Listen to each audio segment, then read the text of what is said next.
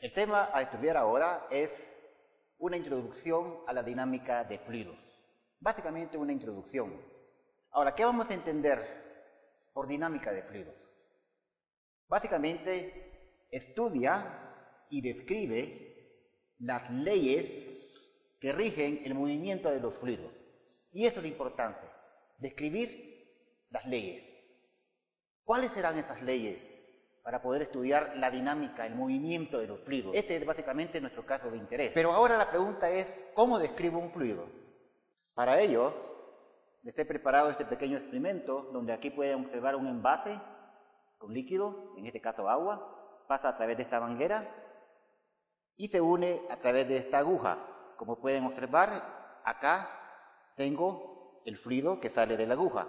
Ahora, así como está, no me permite ver, como quien dice, las partículas bajo el punto de vista de la mecánica. Entonces, he puesto esta aguja pegada a este parlante para hacerlo vibrar a una cierta frecuencia, tal que se iguale a la frecuencia de este estroboscopio. Y algo va a pasar. ¿Quieren ver?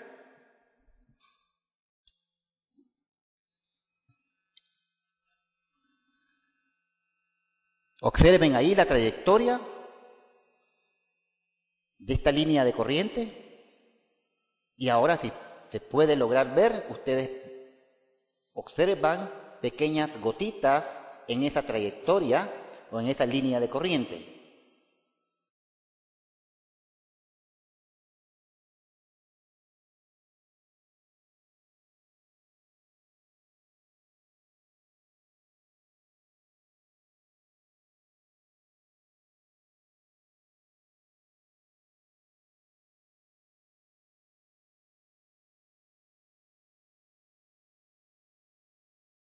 Bien, ahora que hemos observado ese pequeño chorrito de agua, donde hemos tratado de visualizar, gracias a la luz estroboscópica y a una frecuencia en el parlante, lo que observaron ahí fue un montón de gotitas siguiendo una línea de corriente. Entonces, por ahí empecemos una descripción. O sea, me voy a imaginar acá, estoy en el laboratorio y cabal estoy viendo lo que vamos a llamar como una línea de corriente. En esta línea de corriente, básicamente hay dos tratamientos en la matemática. Uno se debe a Lagrange, por ejemplo, donde básicamente podemos considerar a esta línea de corriente como un montón de partículas, que fueron las gotitas pequeñas que vimos. Todo ese montón de gotitas viajan sobre una línea de corriente, que sería tratar de describir cómo esa pequeña gotita o partícula que conforma esa línea de corriente se mueve en todo ese fluido, tratando de entender sus leyes de por qué se mueve, cómo lo hace. También está el método de Euler, donde él considera ya no una partícula, sino que es básicamente un punto en el espacio.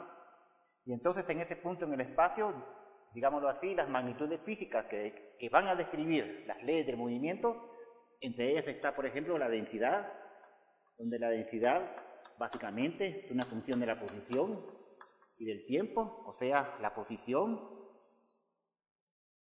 R, obviamente la posición R también puede ser descrita y así. Otra magnitud importante es la presión, que también está escrita acá así. Otra magnitud de interés es la velocidad, que también va a estar escrita. Y así, como pueden ustedes observar, yo puedo agarrar, como el método de Euler, un punto en el espacio en un tiempo t dado.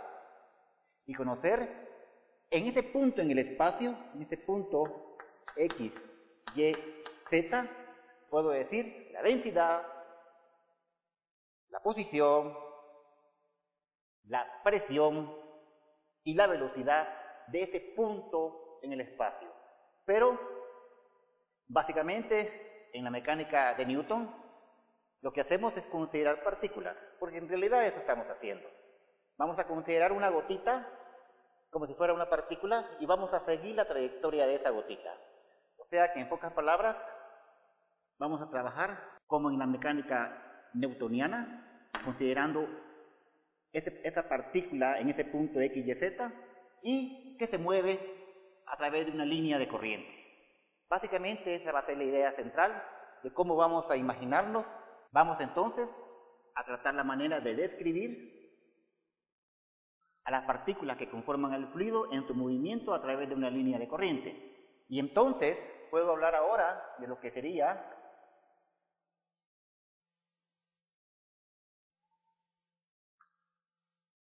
vamos a llamarle acá un tubo de corriente,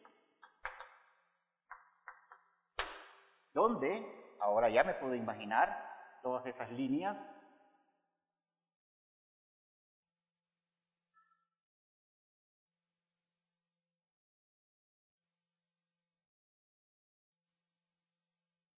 ahí, por ejemplo, teniendo ya el concepto de qué es una línea de corriente y cómo vamos a describir las partículas que conforman a esa línea de corriente en base a estas ecuaciones, ahora ya me puedo imaginar un tubo de corriente conformado de un montón de líneas de corriente. Esa es la idea fundamental que vamos a trabajar. Básicamente, ese tubo de corriente va a tener ciertas particularidades y es, primero, obviamente, no hay entradas. O sea que, por ejemplo, algo está entrando ahí, no lo vamos a considerar. O sea que el tubo está completamente sellado, por así decirlo. Tampoco vamos a considerar el hecho de que por algún lado del tubo de corriente hay alguna salida. O sea, tampoco, no hay salidas. No hay salidas, o sea que el tubo de corriente lo vamos a considerar completamente hermético, cerrado como si fuera una manguera, acá así. Básicamente, he ahí la idea central de un tubo de corriente conformado por un montón de líneas de corriente. Ahora, como estamos haciendo una introducción al estudio de la dinámica, entonces vamos a hacer una simplificación del modelo. En la simplificación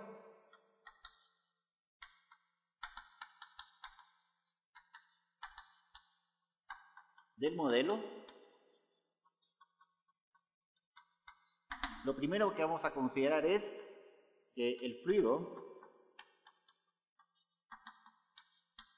es incompresible.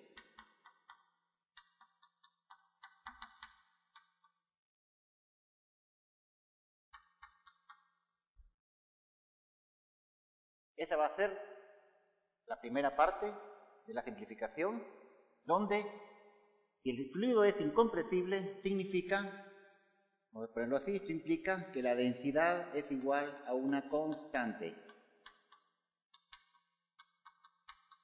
Mira qué sencillo, porque acá la densidad puede variar al capricho de la naturaleza. Dependerá de la posición descrita por un observador en su sistema de referencia y del tiempo.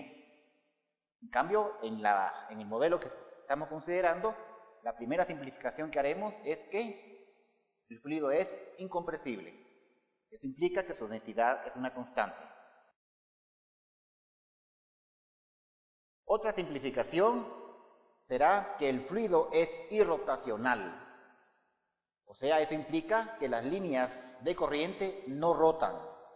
O, con respecto a un punto O, el fluido no posee una cantidad de movimiento angular.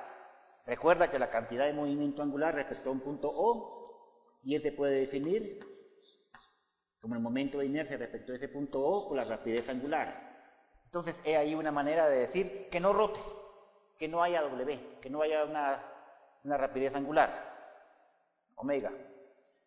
Otras palabras es también decir que las líneas de corriente no rotan, o sea que aquí viene una línea de corriente y no hace esto. O, si lo quieres ver de una manera más directa, puedo mostrar aquí que las líneas de corriente que siguen esas partículas no están rotando.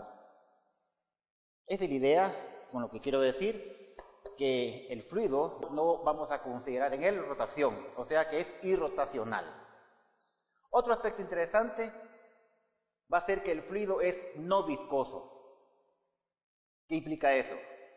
O sea, que se desprecia la fuerza de fricción entre el fluido mismo y su interacción con el recipiente. Por ejemplo, observa, yo aquí te puedo poner, vamos a ver, tres tipos de fluidos. Observa. El agua, por ejemplo, la voy a poner acá. Mira qué bien se desliza. Ahora te voy a poner aceite de motor hidráulico. Mira, se desliza un poquito menos que el agua. Ahí va. Y ahora te voy a poner un poquito de miel. Mira ahí. Te vuelvo a colocar el agua. Y dime tú ahora, cuando veas el agua, ¿será que el agua posee básicamente no viscosidad con respecto al aceite y con respecto a la miel? Mira la miel, por ejemplo. Nota la diferencia, ¿verdad? Mira. Mira el aceite.